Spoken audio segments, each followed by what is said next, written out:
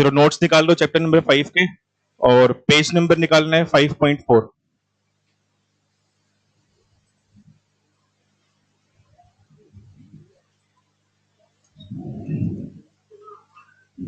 पढ़े अब? Boys last में बातें बंद कर दो। कितना करना है देख लेंगे, कितना करना है। कंप्यूटर की मर्जी है वो तो, ना तो मेरी मर्जी है ना आपकी मर्जी है। जब तक इसका मूड होएगा पढ़ा देगा अपने को। 2 बजे देखते हैं। चलो चलो पेज नंबर 5.4 पे आ जाओ। Good afternoon everyone. Chapter number 5 हमने पढ़ना स्टार्ट किया हुआ है, बिजनेस साइकिल। एक बार जितना पढ़ा है उसको ओवरव्यू ले लेते हैं, फिर आगे पढ़ेंगे। सबसे पहले बिजनेस साइकिल का अदर नेम, इसको हम ट्रेड साइकिल भी बोल देते हैं। फिर बात करेंगे इसके मीनिंग की। बस बोलो भैया। बिजनेस साइकिल एक ऐसी साइकिल होती है जो किसी भी बिजनेस में आने वाली फ्लक्चुएशंस के बारे में बताती है आपको। बिकॉज कोई भी बिजनेस जब आप जीरो से स्टार्ट करते हो वो हमेशा इनफाइनाइट लेवल तक ग्रो करता रहे, ऐसा नहीं होता। ठीक है, ग्रो करोगे, एक हाईएस्ट पॉइंट पे पहुंचोगे, कभी ना कभी डाउनफॉल भी आएगा। और ऐसा सभी की लाइफ में भी होता है, सिर्फ बिजनेस में नहीं। ठीक है, चाहे कोई पर्सन किसी भी तरह के बिजनेस में इन्वॉल्व है, किसी भी तरह के प्रोफेशन में इन्वॉल्व है, कोई आर्टिस्ट है, कोई स्टूडेंट है, या हम अपनी नॉर्मल लाइफ की बात भी कर लेते हैं कि हमारी लाइफ में भी हम ग्रो करते हैं, कभी ना कभी डाउनफॉल भी आता है हमारी लाइफ के अंदर। अब उस डाउनफॉल में आप कितना डाउन जाते हो, उसके बाद फिर से कैसे रिकवर करते हो, वो फिर से आपकी साइकिल को क्रिएट कर देता है, और बाद में फिर से आप एक हाईएस्ट पॉइंट पे पहुंच के फिर से डाउनफॉल में आ जाओगे। तो ये ऐसे फ्लक्चुएशन जब किसी बिजनेस के अंदर होती है, इसको हम बोल देते हैं बिजनेस साइकिल। कुछ कुछ मेन फीचर की बात करें, बिजनेस साइकिल में 4 स्टेज होगी हमारे पास। स्टेज की स्टार्टिंग पॉइंट कहां से होगी?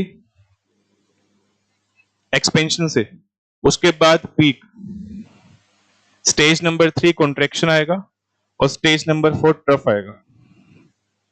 ये सीक्वेंस ऐसी रहेगी, इसकी सीक्वेंस इंपॉर्टेंट रहेगी। उसके बाद जिस स्टेज का कोई अदर नेम है वो ध्यान रखना। जैसे ट्रफ को आप डिप्रेशन भी बोल देते हैं, पीक को हम बूम बोल देते हैं। ठीक है, अच्छा, कॉन्ट्रैक्शन को हम डाउन स्विंग बोल देते हैं, एक्सपेंशन को हम अप स्विंग बोल देते हैं। तो ये सब आपको साथ में नाम ध्यान रखने हैं। जब भी बिजनेस साइकिल में कोई चेंज आएगा, हमको ये नहीं पता होता कि चेंज कब आएगा, चेंज कितने टाइम के लिए आएगा वो भी नहीं पता होता। बट हमको इतना जरूर पता होगा कि अभी हम कौन सी स्टेज पे हैं और नेक्स्ट स्टेज कौन सी आने वाली है।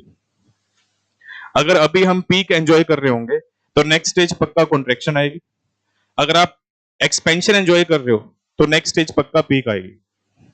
ठीक है, फिर हमने चारों में से एक स्टेज पढ़ ली थी, एक्सपेंशन। एक्सपेंशन स्टेज किसी भी बिजनेस की एक ऐसी स्टेज होगी जो पॉजिटिव साइड की बात करती है। इस स्टेज के अंदर आकर के किसी भी देश में डिमांड, सप्लाई, इनकम, एम्प्लॉयमेंट बढ़ेगी, प्रॉफिट्स बढ़ेंगे, इन्वेस्टमेंट्स बढ़ेगी, बैंक लोन बढ़ेंगे, अनएम्प्लॉयमेंट कम हो जाएगी, पॉवर्टी कम हो जाएगी, देश की जीडीपी बढ़ेगी, पर कैपिटा इनकम बढ़ेगी, लिविंग स्टैंडर्ड इंप्रूव होगा, और देश में डेवलपमेंट होगी, इंफ्रा बढ़ेगा। और मेन बात पढ़े तो एक्सपेंशन स्टेज के अंदर आकर के इनवॉलेंट्री अनएम्प्लॉयमेंट ऑलमोस्ट जीरो होगी, पूरी जीरो नहीं होगी। ठीक है, यहां से क्वेश्चन बन सकता है कि बिजनेस साइकिल की कौन सी स्टेज में इनवॉलेंट्री अनएम्प्लॉयमेंट ऑलमोस्ट जीरो हो जाती है? एक्सपेंशन में। इनवॉलेंट्री अनएम्प्लॉयमेंट का मीनिंग दे नहीं रखा, बट हमने वैसे ही डिस्कस किया था कि जो अनएम्प्लॉयमेंट हमारी वजह से नहीं हो रही है, अगर हम कहीं पे जॉब करना चाहते हैं, हम क्वालिफाइड हैं, हमने कोई पढ़ाई कर रखी है और हम जॉब ढूंढ रहे हैं बट हमको मार्केट रेट पे जॉब नहीं मिल रही है, उसको बोलते हैं आपका इनवॉलेंट्री अनएम्प्लॉयमेंट। और देश की रियल अनएम्प्लॉयमेंट यही मानी जाती है। ठीक है, फिर इनवॉलेंट्री अनएम्प्लॉयमेंट 2 तरह की होती है, फ्रिक्शनल और दूसरी स्ट्रक्चरल। फ्रिक्शनल जो होगी वो टेम्परेरी होगी, और स्ट्रक्चरल जो होगी वो परमानेंट होगी। फ्रिक्शनल में बेरोजगारी किस वजह से होती है? Due to change of jobs. मान लो आप कहीं पे जॉब कर रहे थे, वहां से आपने जॉब छोड़ दी है, नई जॉब आपको 15 दिन के बाद ज्वाइन कर रही है। ठीक है, कई बार देखो ऐसे सर्कमस्टांस बनते हैं, अभी ऐसा आपके साथ भी हो सकता है फ्यूचर में। मान लो कहीं पे आप सीए बनने के बाद जॉब कर रहे हो और वहां से आपने जॉब छोड़ दी। अब कभी कभी तो क्या होता है, हम पहले से नई जॉब ढूंढ लेते हैं, बैकअप रखते हो आप अपना, कि एक जगह से जॉब छोड़ेंगे तो इमीडिएटली आप सेकंड जॉब ज्वाइन कर लो, ताकि आपका मॉनिटरी गैप ना आए बीच में। खाली बैठे हो तो इनकम खत्म हो जाएगी आपकी एक बार के लिए, तो वो गैप ना आए इसलिए आप बैकअप पहले से क्रिएट कर लेते हो। और कई बार ऐसा होता है कि आपको जॉब छोड़ना पड़ जाता है इमरजेंसी में, और दूसरी जॉब आपने पहले से ढूंढ रखी होती, फिर आप जॉब छोड़ने के बाद इंटरव्यू देते हो कई जगह पे, अब जब जॉब मिलेगी तभी मिलेगी। तो कह रहे जॉब चेंज करने की वजह से अगर बीच में कोई टाइम पीरियड खाली बन रहा है हमारा, उसको हम क्या बोलेंगे? Frictional unemployment. और क्या लिखा हुआ है? स्ट्राइक, हड़ताल हो गई है। और क्या लिखा हुआ है? जो लेबर है वो मूव कर गई है, या लेबर को हमने टेम्परेरी बेस पे हटा दिया है, रॉ मटेरियल खत्म हो गया था, मशीनरी खराब हो गई है, या इलेक्ट्रिसिटी इशू आ रहा है, कुछ मर्जी केस मान लो आप।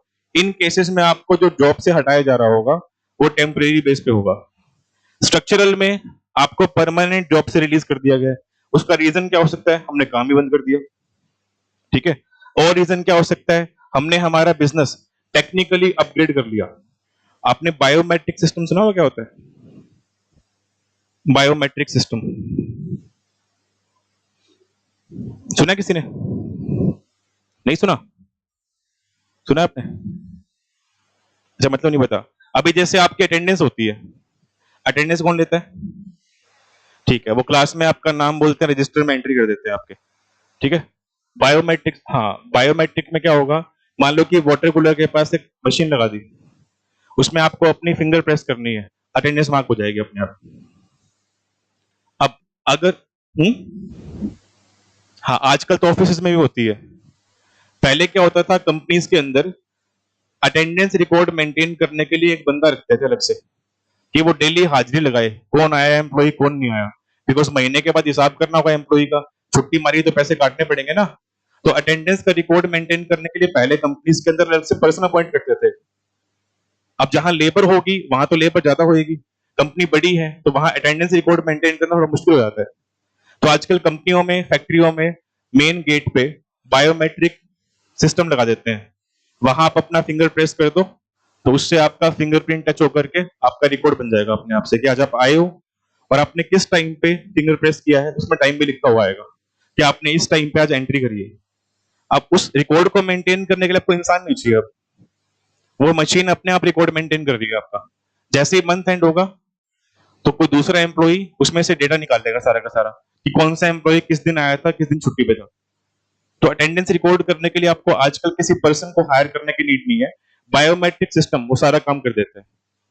तो ऐसा काम हम पहले किसी एम्प्लॉय से करवाते थे, और अभी हमने कोई ऐसा सिस्टम लगा दिया तो उस एम्प्लॉय की नीड ही नहीं है आपको। तो वहां जो एम्प्लॉय को आपने हटाया, क्या वो टेम्परेरी बेस पे हटाया? परमानेंट हटा दिया दोस्तों, परमानेंट रिमूव कर दिया आपने उसको, क्योंकि हमने टेक्निकली हमारा बिजनेस क्या कर लिया है, अपग्रेड कर लिया। ऐसे एग्जांपल हमने कल लिया था, हमने सुपरवाइजर हायर किया हुआ है जो वर्कर्स पे ध्यान रखना है, ठीक है, उसको हटा के हमने सीसीटीवी कैमरा लगा दिए। तो आपने अपना बिजनेस टेक्निकली अपग्रेड कर लिया, जिससे आपको अब उस वर्कर, उस एम्प्लॉय की नीड ही नहीं है। तो जब आप इस तरीके से किसी एम्प्लॉय को हटाते हो तो वो टेम्परेरी बेस पे नहीं हट रहा है आपके यहाँ से, वो परमानेंट चला गया है। ये होता है स्ट्रक्चरल अनएम्प्लॉयमेंट। अब वो हमारी तरफ से तो अनएम्प्लॉयड हो गया है, कल को वो और कहीं जॉब देखता है, उसकी मर्जी है। तो इनवॉलेंटरी अनएम्प्लॉयमेंट दो तरह की है। फ्रिक्शनल, जब आप किसी वर्कर को टेम्परेरी बेस पे हटा रहे हो, वापस आपके पास काम करने के लिए आएगा। स्ट्रक्चरल में आपने परमानेंट हटा दिया है, वो आपके पास काम करने नहीं आएगा और कहीं पे जॉब देखेगा आपने, ये लिखा गया है। उसके अलावा और यहां से मेन, मतलब एक मेन क्वेश्चन क्या बन सकता है, इनवॉलेंटरी अनएम्प्लॉयमेंट ऑलमोस्ट जीरो कौन सी स्टेज में होती है? एक्सपेंशन में, ठीक है। दूसरा मेन क्वेश्चन क्या बन सकता है, national output, employment, aggregate demand, capital, consumer expenditure, sales, etcetera etcetera, कौन सी स्टेज में इंक्रीज होता है, ठीक है।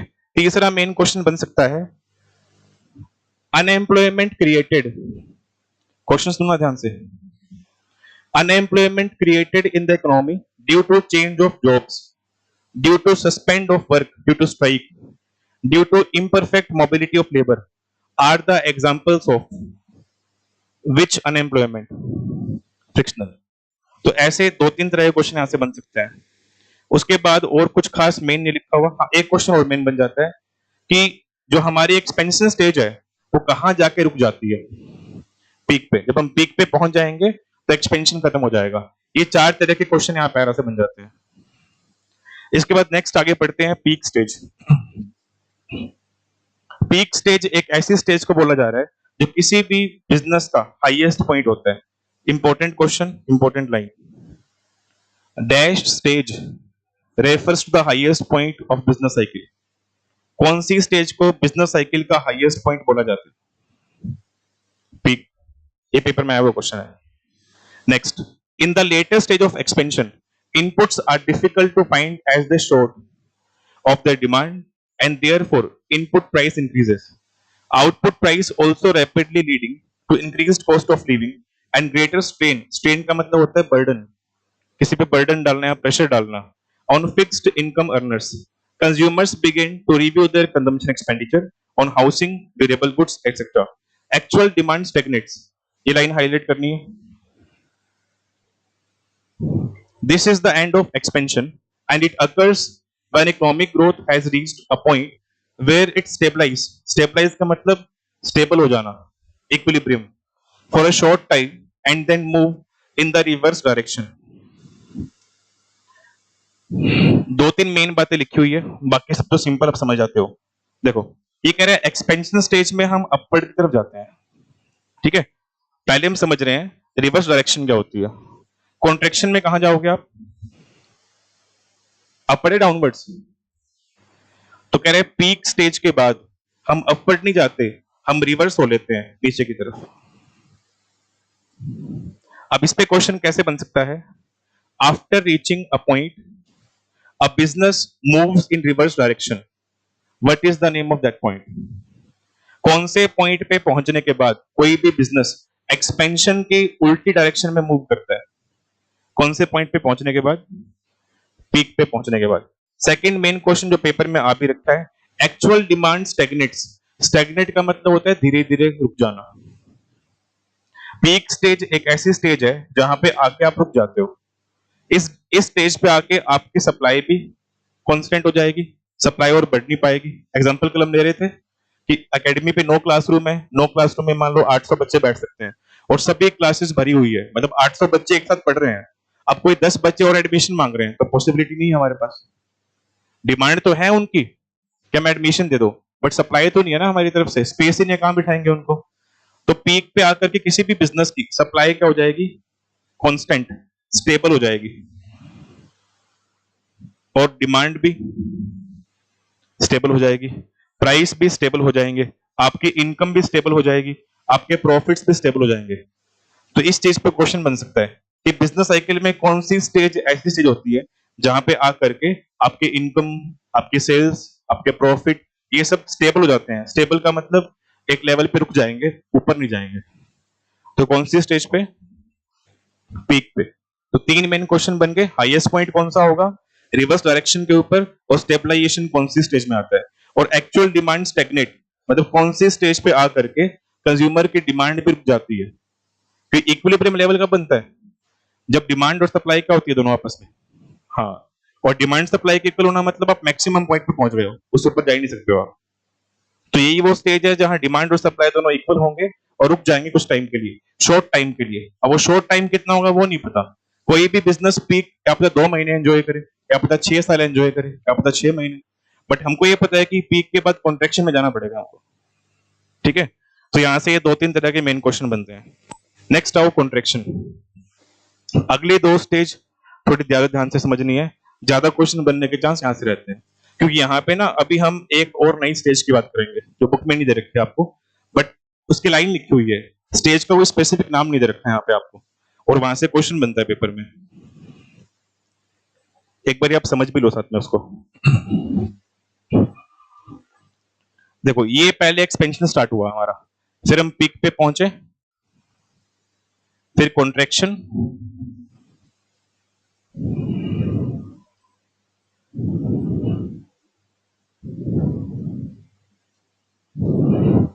फिर ये ट्रफ। ट्रफ का दूसरा नाम क्या पढ़ा है हमने? डिप्रेशन। अब ना इसमें एक और नई स्टेज बनेगी, उसका नाम ध्यान रखना, रिसेशन। ये इंपॉर्टेंट चीज देखो, यहां से क्वेश्चन बनता है मतलब जब भी आप पीक के बाद डाउनफॉल में जाओगे तो आप 3 स्टेज फेस करते हो डाउनफॉल के दौरान। पहली कॉन्ट्रैक्शन, पहली कॉन्ट्रैक्शन आएगी हमेशा, दूसरी रिसेशन, तीसरी ट्रफ या डिप्रेशन बोल दो।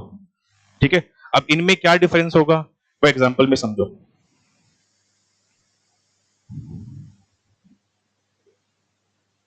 कोई बिजनेस है मान लो, उसके रिवेन्यू और एक्सपेंडिचर कंपेयर कर रहे हैं आप।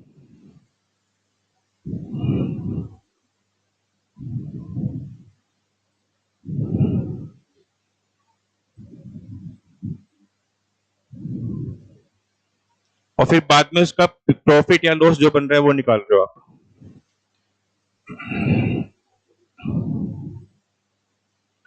रिवेन्यू मान लो है 10 लाख रुपए और उसके बाद एक्सपेंसेस मान लो है 4 लाख रुपए। फिर दूसरा केस, रिवेन्यू मान लो है 10 लाख रुपए, फिर एक्सपेंसेस मान लो है 3.5 लाख रुपए। फिर तीसरा केस, रिवेन्यू है मान लो 8 लाख रुपए। सेकंड में चलो रिवेन्यू चेंज कर लेते हैं थोड़ा, इसमें कर लेते हैं 11 लाख कर लेते हैं। तीसरे में रिवेन्यू आपका 8 लाख रुपए है और आपके जो एक्सपेंसेस हैं वो मान लो है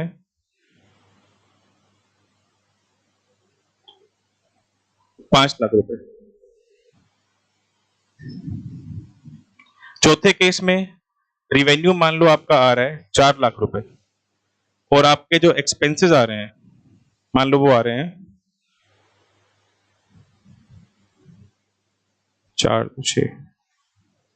6 लाख रुपए। पांचवे केस में रिवेन्यू आपकी आ रही है मान लो 80,000 रुपए और एक्सपेंसेस आपके आ रहे हैं 6 लाख रुपए। अब इनमें पी एंड एल निकालो, देखो कितना आएगा। पहले वाले केस में प्रॉफिट आ रहा है 6 लाख का, दूसरे वाले में प्रॉफिट आ रहा है कितना, 7.5, ठीक है। तीसरे वाले में 3 लाख का प्रॉफिट आ रहा है, चौथे वाले में 2 लाख का लॉस आ गया, अगले केस में 5.2 का लॉस हो गया।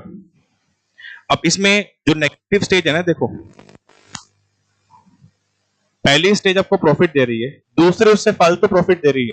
7.5 लाख से फालतू प्रॉफिट हुआ ही नहीं है आपका, तो 7.5 लाख वाला जो प्रॉफिट का स्टेज है वो कौन सा बनेगा, वो पीक हो गया है कि इससे ऊपर हम जा ही नहीं रहे। और पीक के बाद कॉन्ट्रैक्शन स्टार्ट होगा आपका, देखो आपका प्रॉफिट फॉल हो गया 7.5 से आधे से भी कम, सिर्फ 3 लाख का प्रॉफिट रह गया। और जब 3 लाख का प्रॉफिट है, देखो आपकी रिवेन्यू कम हुई है पिछले साल के मुकाबले। लास्ट ईयर आपकी रिवेन्यू 11 लाख की थी, साल 8 साल ही हुई है और खर्चे आपके बढ़ गए हैं।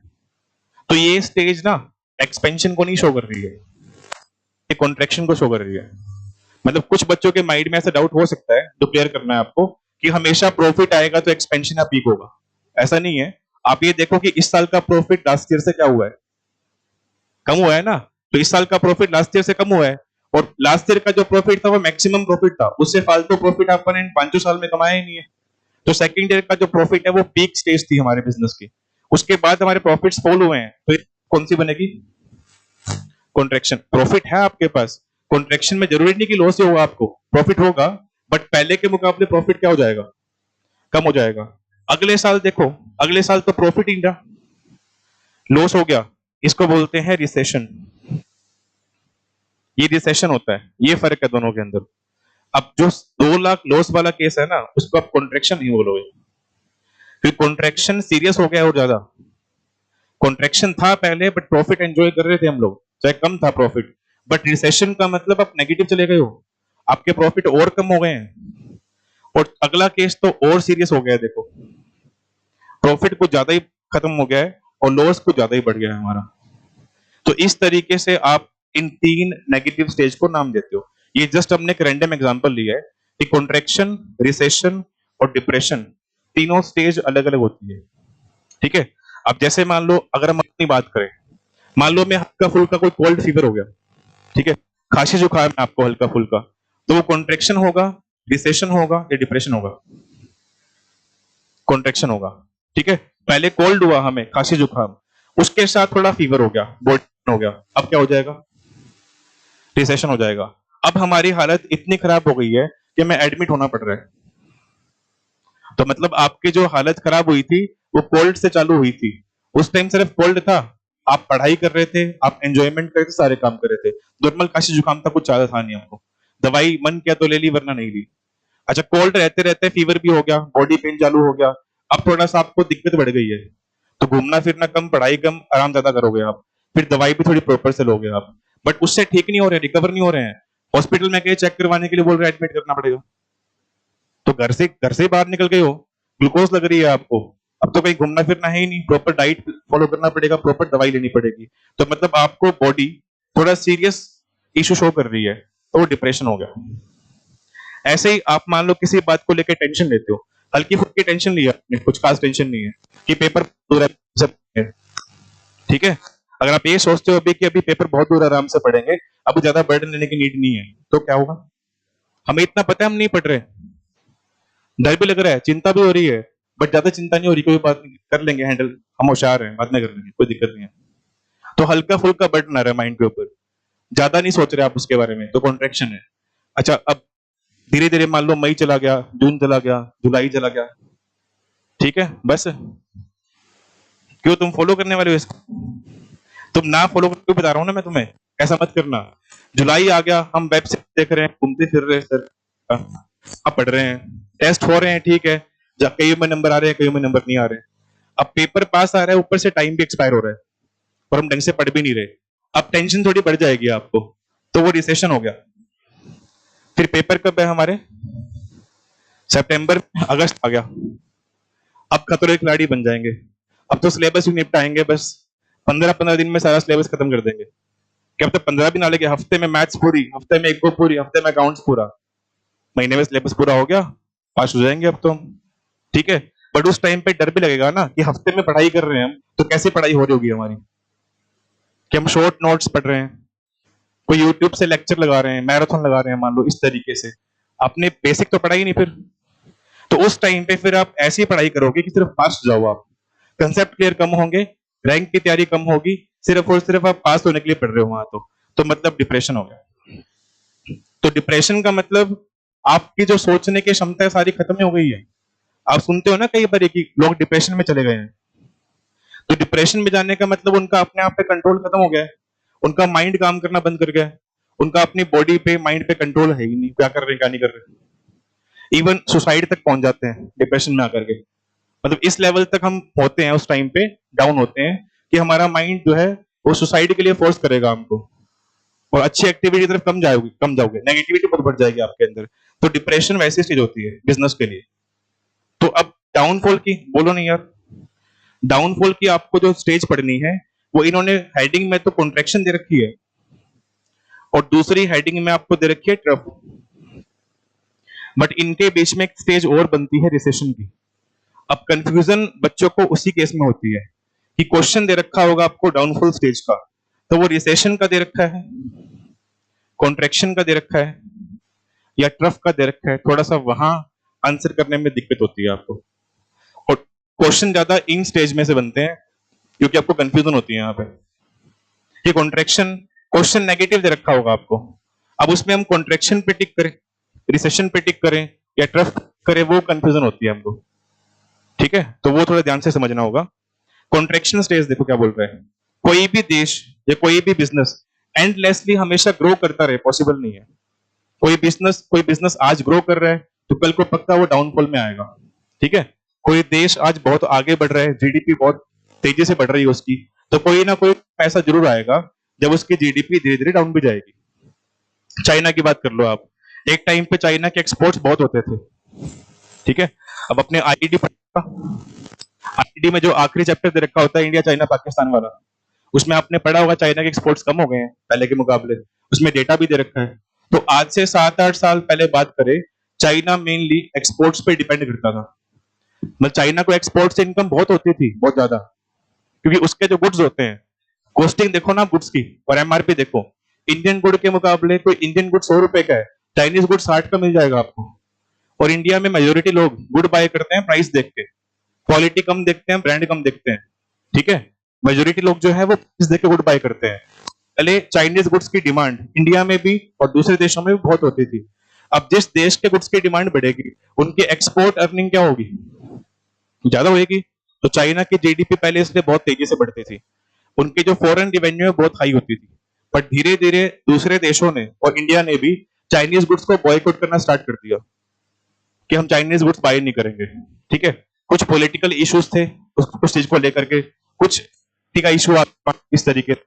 और वैसे भी किसी भी एक गुड की एक टाइम तक मार्केट में फैशन रहता है, बाद में धीरे धीरे फैशन आउट जाता है उस चीज का। धीरे धीरे चाइना के जो एक्सपोर्ट्स है वो कम हो गए, तो चाइना के जो एक्सपोर्ट से रिवेन्यू आती थी वो खत्म हो गई धीरे धीरे, इसलिए चाइना थोड़ा सा जीडीपी में लैग कर गया। ठीक है, तो वैसे यहां बोल रहे हैं कोई भी देश हमेशा डेवलप होता रहे जरूरी नहीं है। आज कोई देश डेवलप हो रहा होगा तो कभी ना कभी एक टाइम वो डाउनफॉल में भी आएगा। वंस पीक इज रीच्ड, इस लाइन को हाईलाइट करना है। जब भी कोई बिजनेस अपने पीक लेवल पे पहुंच जाएगा, उस टाइम पे उसकी डिमांड होल्ड होल्ड का मतलब रुक जाना, स्टॉप, डिमांड रुक जाएगी और रुकने के बाद डिमांड धीरे धीरे कम होना स्टार्ट हो जाएगी। तो कम होने का मतलब हम डाउनफॉल में जा रहे हैं और इसी स्टेज को हम बोलते हैं कॉन्ट्रैक्शन। कॉन्ट्रैक्शन में क्या होगा? देखो, एक्सपेंशन में जो चीजें बढ़ रही थी, कॉन्ट्रैक्शन में वो सब कम हो जाएगा और एक्सपेंशन में जो कम हो रहा था, अनएम्प्लॉयमेंट, पॉवर्टी, वो यहां धीरे धीरे बढ़ना स्टार्ट हो जाएगा। इन्वेस्टमेंट, एक्सपेंशन में इन्वेस्टमेंट बढ़ रही थी और यहां लिखा है फॉल, यहां इन्वेस्टमेंट गिरेंगी, एम्प्लॉयमेंट भी कम होगी, अनएम्प्लॉयमेंट बढ़ेगी। Producer do not instantaneously recognize the pulse of economy and continue anticipating higher level of demand and therefore maintaining their existing level of investment and production. Producers क्या करेंगे? जब producers को ये नजर आ रहा है कि हमारे गुड्स की डिमांड मार्केट में क्या हो गई है, कम हो गई है, तो क्या प्रोड्यूसर नई प्रोडक्शन करेंगे? पहले वाला स्टॉक नहीं सेल हो रहा, वही पड़ा है हमारे पास, तो प्रोड्यूसर्स मार्केट पे वॉच, मतलब मार्केट पे ध्यान रखेंगे कि लोगों का बिहेवियर कैसा हो गया है, क्या लोग मार्केट में पैसा कम खर्च कर रहे हैं, और पैसा कम खर्च करने का तो डिमांड मार्केट में क्या हो रही है? अगर लोग पैसा कम खर्च करेंगे मार्केट में तो डिमांड क्या होगी? कम हो जाएगी ना, ये लिखा गया है। The consequence is a discrepancy, discrepancy का मतलब गैप और mismatch between demand and supply. तो प्रोड्यूसर क्या चाहता है? सप्लाई क्या हो हमारी। कॉन्ट्रैक्शन स्टेज में प्रोड्यूसर क्या चाहेगा? सप्लाई क्या हो, ज्यादा हो। ठीक है, बट डिमांड ही नहीं आ रही है, सप्लाई कहां से ज्यादा होगी आपकी? तो सप्लाई और डिमांड इक्वल नहीं रहेंगे, सप्लाई ज्यादा रहेगी और डिमांड कम हो जाएगी। पीक में क्या था? देखो, पीक स्टेज में डिमांड और सप्लाई इक्वल थे, बट कॉन्ट्रैक्शन स्टेज में प्रोड्यूसर चाहेगा मेरी सेल ज्यादा हो, बट डिमांड ही नहीं है मार्केट में, सेल ज्यादा कहां से हो जाएगी? तो आपके जो डिमांड और सप्लाई है दोनों में गैप आ जाएगा। देखो ये लिखा है, पीक में दोनों इक्वल थे डिमांड सप्लाई, बट कॉन्ट्रैक्शन में आके सप्लाई ज्यादा हो जाती है और डिमांड कम रह जाती है। सप्लाई फार एक्सीड्स डिमांड, लिखा भी है देखो, ये लाइन पेपर में आई हुई है। बिजनेस साइकिल की कौन सी स्टेज के अंदर ऐसा होता है कि सप्लाई डिमांड से आगे निकल जाती है? तो कौन सी स्टेज में? कॉन्ट्रैक्शन में।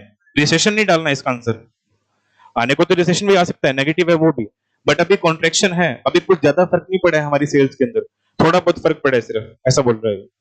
Initially this happens only in the few sectors.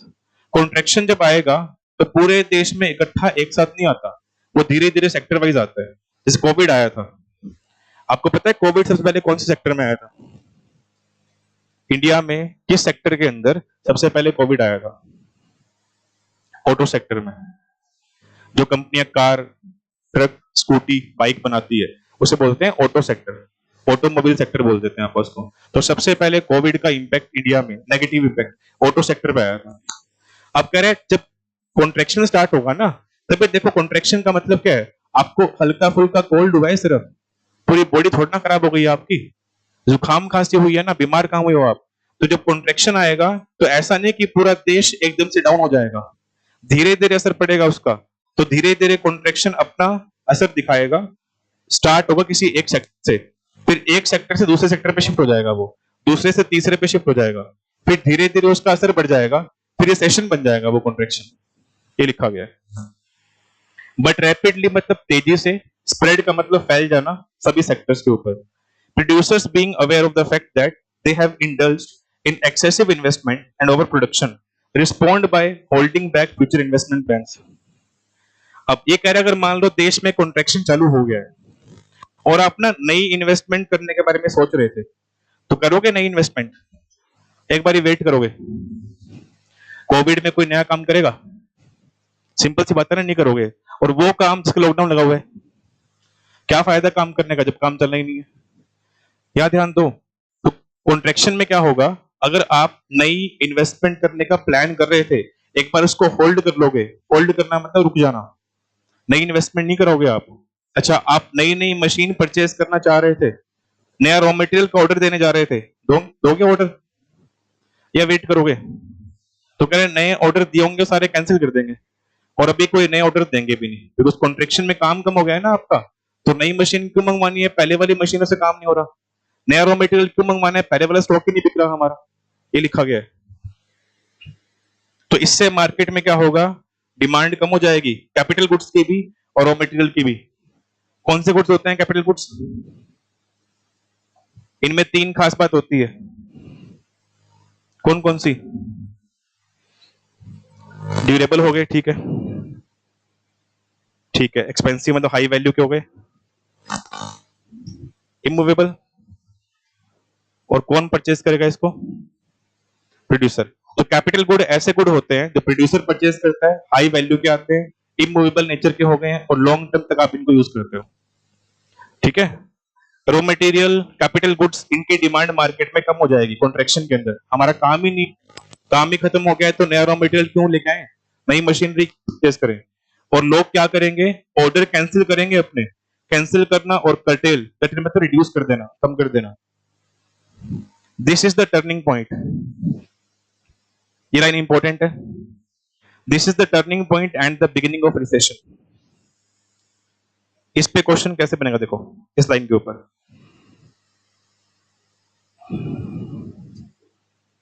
Dash is the turning point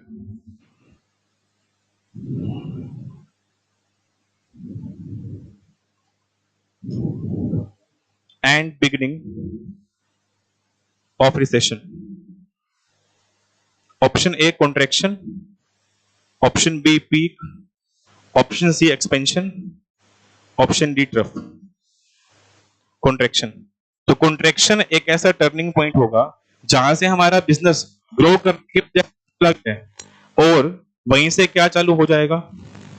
हाँ, तो रिसेशन कभी पहले नहीं आता, रिसेशन से पहले हमेशा कॉन्ट्रैक्शन आएगा, ठीक है। तभी मैं आपको बता रहा था कि नेगेटिव स्टेज जो तीन होंगी ना, उनकी भी सीक्वेंस है। सीधा कभी भी डिप्रेशन नहीं आएगा, पहले कॉन्ट्रैक्शन आएगा, फिर रिसेशन आएगा, फिर ट्रफ आएगा, मतलब डिप्रेशन आएगा, ऐसा बोलना चाहता है वो। उसके बाद फिर नेक्स्ट आगे, अब ये वाला जो पैरा है ना, इसमें हम रिसेशन की बात कर रहे हैं, तो आप इसकी हेडिंग रिसेशन डाल देना खुद से। तो ये पैरा पूरा रिसेशन पे चलेगा, उसके बाद डिप्रेशन का नेक्स्ट पैरा हो गया हमारा, उसकी हेडिंग बनी हुई है। Demand decrease in inputs, demand pulls input prices down.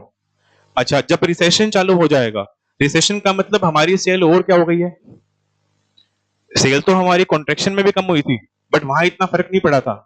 अभी टाइम बहुत था पढ़ने के लिए, पढ़ लेंगे आराम से। कॉन्ट्रैक्शन था, सिर्फ खांसी जुकाम था, कॉन्ट्रैक्शन था। सेल कम हुई है बट प्रॉफिट था, कॉन्ट्रैक्शन में प्रॉफिट था 3 लाख हमारे पास।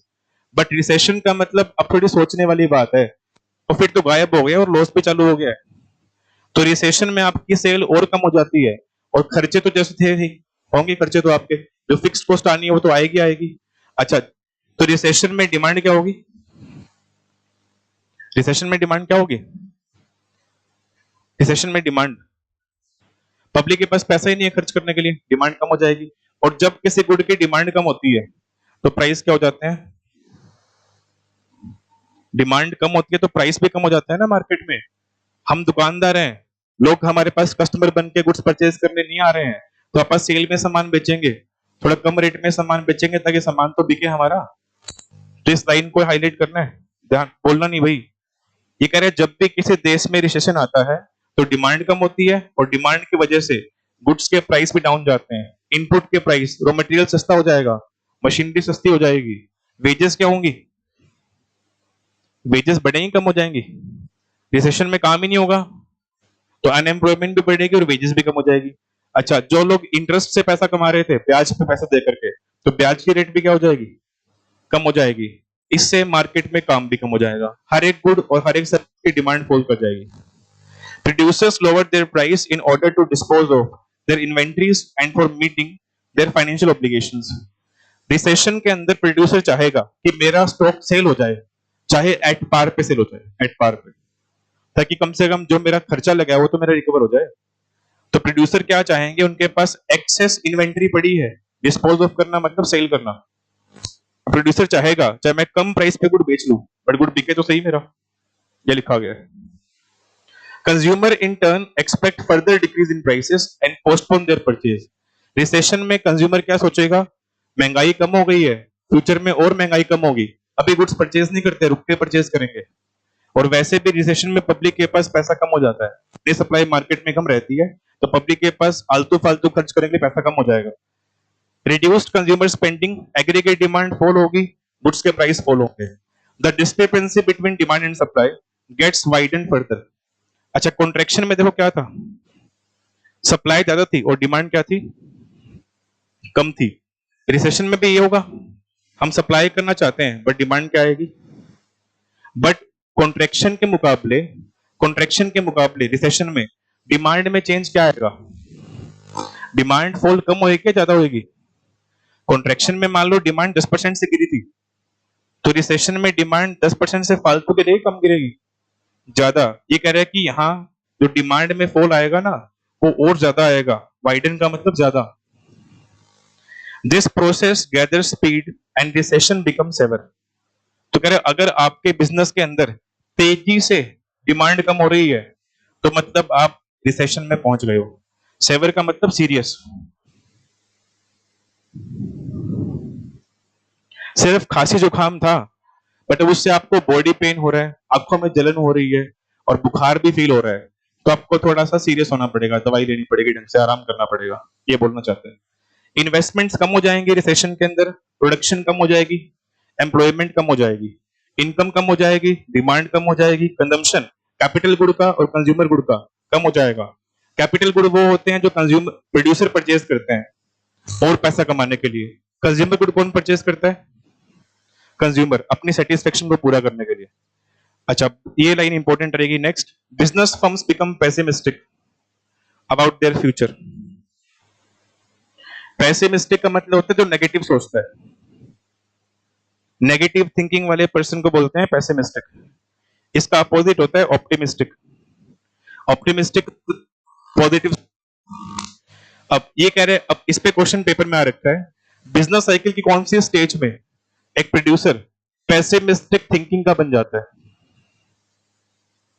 ठीक है, रिसेशन में बनेगा वो, कॉन्ट्रैक्शन नहीं लिखना, रिसेशन आंसर। हालांकि कॉन्ट्रैक्शन भी नेगेटिव है बट वहां प्रॉफिट हो रहे होंगे आपको, रिसेशन में आपको लॉस चालू हो गया है, ये ध्यान रखना। ऐसे डिफरेंस क्रिएट होता है बस, मतलब ऐसे कंफ्यूजन होती है कि पेसिमिस्टिक हम कॉन्ट्रैक्शन में बन रहे हैं फिर रिसेशन में बन रहे हैं। उसके बाद फिर नेक्स्ट आगे लिखा हुआ है bank credit shrinks.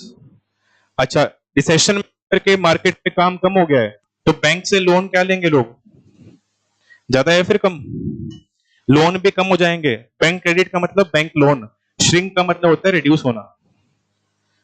For investors and confidence, मुझे बुक दे दो, ये तो पूरा कर रहे हैं।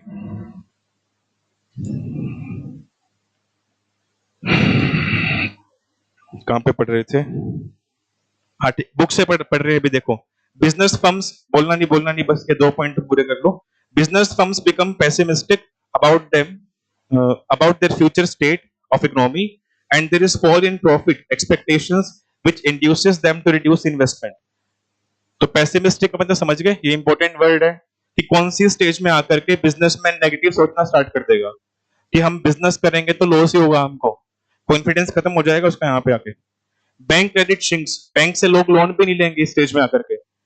As borrowings for investment declines, investor confidence is at lowest. तो इन्वेस्टर इन्वेस्टर वो है जो कहीं पैसा इन्वेस्ट करना चाहता है। तो मार्केट में रिसेशन चल रहा होगा, तो क्या आप नई इन्वेस्टमेंट करोगे, या आप नई इन्वेस्टमेंट से डरोगे कि पैसा नुकसान में जाएगा हमारा? तो ठीक है, तो इस स्टेज में आकर के लोग नई इन्वेस्टमेंट नहीं करते हैं। अनएम्प्लॉयमेंट बढ़ेगी, वेजेस फॉल हो जाएंगी। The process of recession, last line highlight करनी है इस पैराग्राफ की। The process of recession is complete and the severe contraction in the economic activities pushes the economy into the phase of depression. तो कह रहे जैसे ही रिसेशन खत्म होगा, क्या चालू हो जाएगा? कॉन्ट्रैक्शन खत्म हुआ, रिसेशन चालू हुआ। रिसेशन में हम और नेगेटिव हो गए, रिसेशन खत्म हुआ, डिप्रेशन चालू हो गया, डिप्रेशन में आप और नेगेटिव हो जाओगे। तो डिप्रेशन में आपके लॉस क्या होंगे?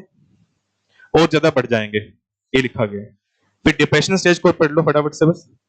डिप्रेशन की फर्स्ट लाइन इंपॉर्टेंट, हाईलाइट कर लो, ये पेपर में आई हुई line, dash is the severe form of recession. Recession से भी सीरियस स्टेज कौन सी है? जो नेगेटिव है, डिप्रेशन हो गया। And is characterized by extremely sluggish economic activities. तो कह रहे डिप्रेशन में आके तो मार्केट में काम और कम हो जाएगा। कॉन्ट्रैक्शन में थोड़ा सा काम कम हुआ था, रिसेशन में थोड़ा और काम कम हुआ था, बट ट्रफ में आके तो काम बिल्कुल खत्म हो जाएगा। During this phase of business cycle growth rate becomes negative, इसको हाईलाइट करना है, ग्रोथ रेट बिकम्स नेगेटिव को। And the level of income and expenditure decline rapidly. Demand for the goods and services decreases, prices are at lowest and decline rapidly, forcing them to shut down. Shut down को highlight करना है, इस पे भी question paper में आया हुआ है शट डाउन वर्ड के ऊपर। चारों में से कौन सी स्टेज ऐसी है जहां एक बिजनेसमैन अपने काम को बंद करने के बारे में सोचता है? डिप्रेशन सबसे सीरियस हो गया ना, तो यहां आपको लॉस बहुत ज्यादा हो रहे होंगे, तो काम कंटिन्यू करें या काम परमानेंट वाइंड अप कर दे, वो यहां पे आके आप सोचते हो। Since companies are unable to sustain their workforce, there is mounting unemployment. इसको हाईलाइट करो, माउंटिंग अनएम्प्लॉयमेंट को, कि डिप्रेशन में आकर के सबसे ज्यादा अनएम्प्लॉयमेंट होती है। माउंटिंग का मतलब बहुत ज्यादा, which leaves the consumer with very little disposable income. A typical feature of depression is the fall in interest rate.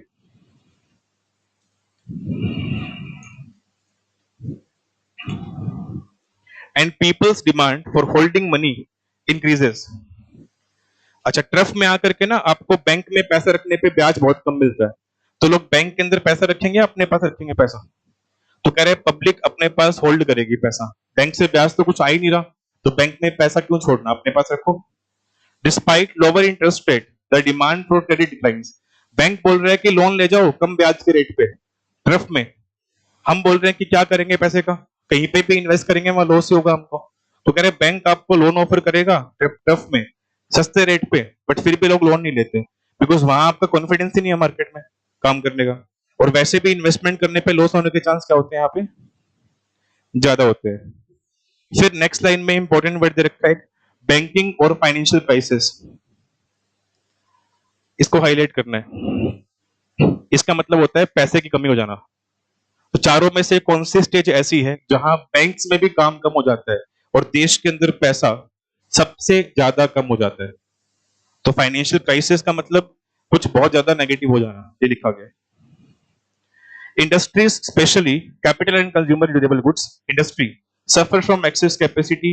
फिर नेक्स्ट लाइन हाईलाइट करनी है, large number of bankruptcy and liquidation significantly reduces the magnitude of trade and commerce. चारों में से कौन सी stage ऐसी है जहां बैंक्रप्सी दिवालिया होने के चांस बढ़ जाते हैं? ठीक है, लिक्विडेशन का मतलब वाइंड अप होता है। चारों में से कौन सी स्टेज ऐसी है जहां लोग अपना बिजनेस वाइंड अप करने के बारे में सोचते हैं? शट डाउन करना, बैंक्रप्सी, लिक्विडेशन, ये तीनों एक्टिविटीज कहां हो रही है? डिप्रेशन में। ये ध्यान रखने, ये वर्ड्स इंपॉर्टेंट रहते हैं। ठीक है, ये हमारा डिप्रेशन बुरा हो गया यहाँ पे। बस एक पॉइंट पढ़ ले, और पढ़ ले रिकवरी बस लास्ट। अरे पढ़ लेते हैं, टॉपिक पूरा हो जाएगा यार, 2 मिनट लगनी है उसमें खाली। अरे बस 2 मिनट का ही है, 2 मिनट का। रिकवरी तो आसान है। अब रिकवरी का मतलब क्या होता है, देखो हम बीमार हुए, अरे बस 2 मिनट रुक जाओ यार, हम बीमार हुए, हमने दवाई ली, हम फिर से ठीक हो गए। तो रिकवरी का मतलब जब आप फिर से आपकी जो बॉडी है वो फिर से एक्टिवली रिस्पॉन्ड करना स्टार्ट कर देती है। अब रिकवरी में देखो, आपको रिकवरी में करना क्या है, ट्रफ का सारा अपोजिट कर देना। ट्रफ में आपकी थिंकिंग पेसिमिस्टिक थी, ऑप्टिमिस्टिक थी। अरे बस फटाफट से 2 मिनट आप मुझे क्वेश्चंस का आंसर कर दो, रिकवरी स्टेज खत्म हो जाएगी हमारी। ठीक है, ट्रफ में हमारी थिंकिंग पॉजिटिव थी, नेगेटिव थी। रिकवरी का मतलब आप अपनी जो हालत आपकी है वो ठीक हो रही है धीरे धीरे, तो आपकी थिंकिंग क्या बन जाएगी फिर से। अच्छा, ट्रफ में आपका कॉन्फिडेंस एज ए प्रोड्यूसर क्या था, यहाँ फिर से बढ़ना चालू हो जाएगा। ट्रफ में आपके लॉस बढ़ रहे थे, यहाँ धीरे धीरे लॉस कम होने चालू हो जाएंगे। इनकम फिर से बढ़नी चालू हो जाएगी, सेल्स बढ़ेगी, डिमांड बढ़ेगी मार्केट में, एम्प्लॉयमेंट बढ़ेगी, पॉवर्टी कम होगी, अनएम्प्लॉयमेंट कम होगी, जीडीपी बढ़ेगी, इनकम बढ़ेगी। तो ये सब इसमें इंक्रीज कर रखी है। एक बार बस मैं इसमें कोई काम की लाइन है वो देख लेता हूँ। लाइन नंबर 3 हाईलाइट कर लेना, उसमें पेसिमिस्टिक, एंड ऑफ पेसिमिज्म लिखा हुआ है एंड बिगिनिंग ऑफ ऑप्टिमिज्म लिखा हुआ है। तो पेसिमिस्ट मतलब नेगेटिव थिंकिंग खत्म हो जाएगी, और ऑप्टिमिज्म का मतलब पॉजिटिव थिंकिंग स्टार्ट हो जाएगी। उसके बाद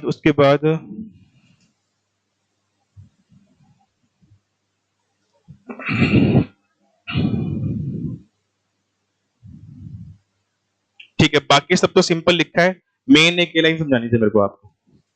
तो इस स्टेज में आके सब कुछ टफ का अपोजिट कर देना है आपको। तो ये स्टेजेस खत्म हो गई है, बाकी मंडे को पढ़ते हैं अपने आगे।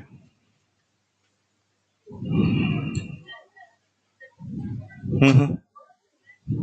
हाँ हाँ, नोट्स दे रहा हूँ मैं, ये लो।